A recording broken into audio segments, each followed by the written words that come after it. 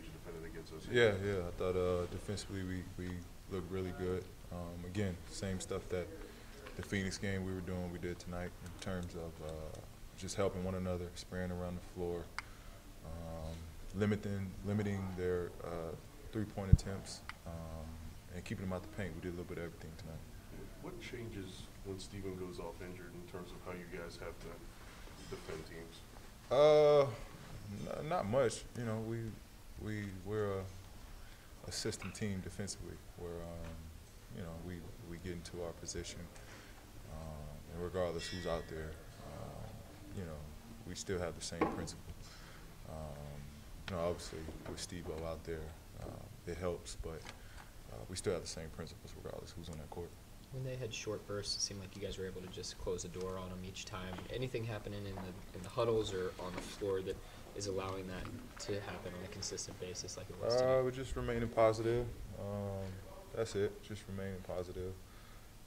We're talking coverages out, and you know the team's going well. So that's really what this game is about. You talk about Corey's play. You know, he's transitioned pretty good, and he's actually knocking down a lot of corner shots. And just talk about what he's brought to the team. I mean, Corey's a veteran guy. You know, he's a guy that comes ready. He's a pure professional.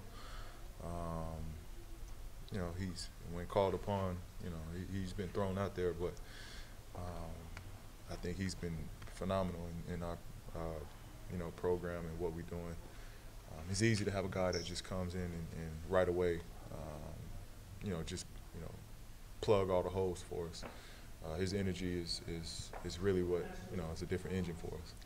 Paul, is there something you see out there when you're not getting the shots or the finishes or the calls at the rim that you may want, that you see JG has it going and kind of dump the ball down to him when those calls aren't coming your way? I mean, it's just reading their defense. They wanted to switch out or be aggressive on pick and roll, stuff like that. So we got a guy like JG who can, dive to the basket and play athletically at the rim. We just gonna read the defense, read how they're guarding us. As an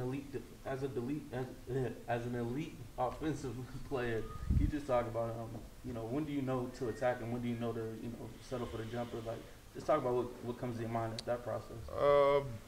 I'm trying to work towards that and get comfortable with that. In terms of, I know we like to make plays at the rim and challenge the bigs at the rim. But I just got to find a comfort zone. Usually, whenever I see the paint crowded, I know I can get space for a mid-range shot. But just trying to find a fine line through that. Well, Corey is statistically he's not a great three-point shooter over the course of his career, but you guys seem to have a lot of confidence getting the ball in those spots. Where does that come from? What gives you confidence in him as a shooter? Well, I mean, he's spaced out, and it's not. If he's gonna shoot him with confidence, we got the confidence in him. He's from what I know of, he's been proven to make threes. So it's not like we have a guy that can't shoot out there. He can shoot the three, he can knock those down. So he's got the confidence, we got the confidence in him. Paul, when you're having a night like you did tonight, shots not necessarily going down, but you seem to be doing everything else.